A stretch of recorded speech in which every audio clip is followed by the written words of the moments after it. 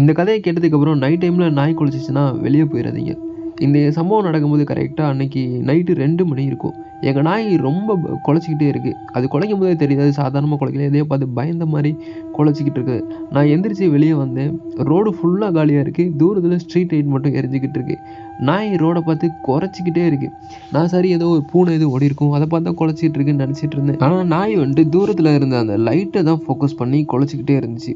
நான் என்னடா அங்கே எதுவுமே இல்லை, எதுக்கு இது குலைச்சிக்கிட்டுன்னு சொல்லிட்டு ரொம்ப கன்ஃபியூஸ் ஆகி நிற்கிறேன். அப்போ தான் ஒரு விஷயம் எனக்கு ஞாபகம் வருது. அந்த இடத்துல 3 மாதத்துக்கு முன்னாடி ஒரு விபத்து நடந்துச்சு நைட் நேரம். ஒரு ஆள் அந்த இடத்துலயே இறந்துட்டான். அதுக்கப்புறம் நைட் டைமில் யாருமே அந்த ரோட்டில் நடக்க மாட்டாங்க.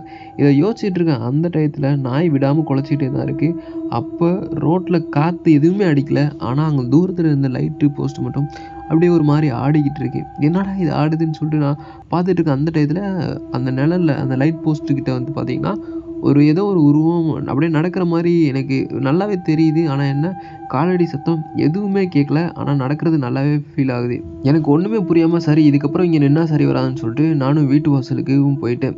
அப்படி போகும்போது தான் எங்கள் நாய் ஒரு விஷயம் பண்ணுச்சு. அதை பார்த்தோன்னா எனக்கு சரியான அள்ளு விட்டுருச்சு. நாய் என்ன பண்ணுச்சுன்னா குறைச்சிக்கிட்டு இருந்த நாய் வேகமாக ஓடி வந்து என் கால் பக்கத்தில் படுத்துக்கிச்சு. அவ்வளோ நேரம் குலைச்ச நாய் என்னடா திடீர்னு என் காலில் வந்து ஒரு மாதிரி நடுங்கின மாதிரி படுத்துக்கிச்சுன்னு எனக்கு ஒன்றுமே புரியாமல் ரொம்ப ஒரு மாதிரி உடம்பு நடுங்க ஆரம்பிச்சிச்சு. கொஞ்ச நேரம் கழிச்சு தான் எனக்கே புரிய வந்துச்சு. அந்த டைம் தான் எனக்கு புரிஞ்சிச்சு, ஏதோ ஒரு தீய ஆத்மா ஒன்று வர ரொம்ப முயற்சி பண்ணியிருக்கு. அதை வர விடாமல் நாய் ரொம்ப நேரமாக போராடி அதை வச்சிருக்கு.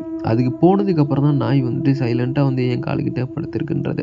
அப்போ தான் எனக்கு ஒரு சில இதெல்லாம் நம்பிக்கை வந்துச்சு. பெரியவங்களாம் சொல்லுவாங்க, இந்த தீய சக்தி, இந்த பேய் இதெல்லாம் வந்துட்டு மனுஷங்க கண்ணுக்கெலாம் அந்தளவுக்கு அவ்வளோ சீக்கிரத்தில் தெரிஞ்சிடாது. ஆனால் இந்த நாய், இந்த மிருகங்கள் கண்ணுக்கெலாம் ஈஸியாக தெரியுன்றது. இந்த சம்பவம் நடந்த அன்னைக்கு நைட்டில் இருந்து அதுக்கப்புறம் நாய் எப்போ குலைச்சாலுமே நான் நைட் டயத்தில் வெளியே வந்து பார்க்குறதே இல்லை.